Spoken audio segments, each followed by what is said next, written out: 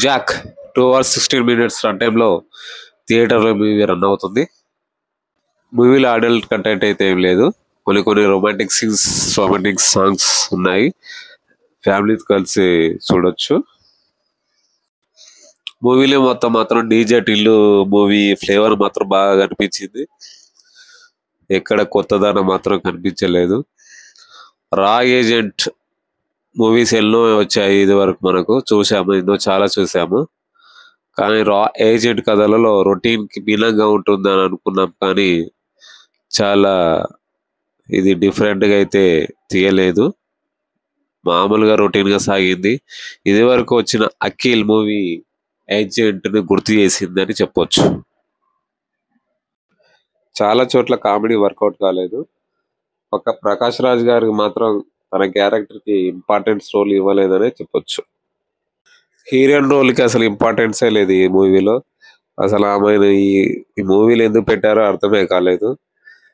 అసలు little బిట్గా characters charter box లాగా వచ్చిపోతూ ఉంటాయి.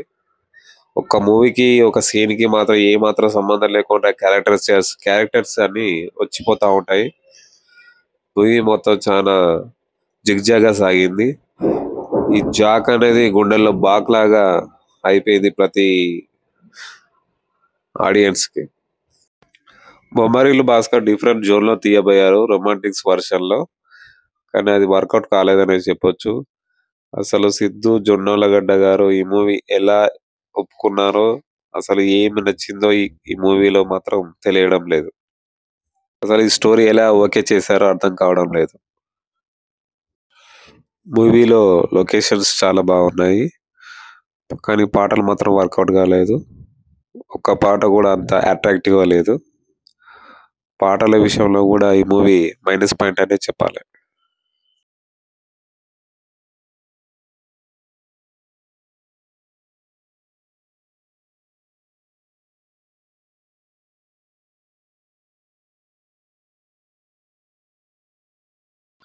ఆఫ్టర్ డీజే టీలు తర్వాత సిద్ధు జొన్నలగడ్డ గారికి ఈ మూవీ వర్కౌట్ కాలేదని చెప్పాలి. ఈ ప్రాజెక్ట్ సిద్ధు జొన్నలగడ్డ గారు ఓకే చేయకపోతే బాగుండేదని మాత్రం నాకు అనిపించింది. ఈ మూవీకి నేను ఇస్తున్న rating 1.5/5. Please watch my videos and subscribe my channel. Thank you.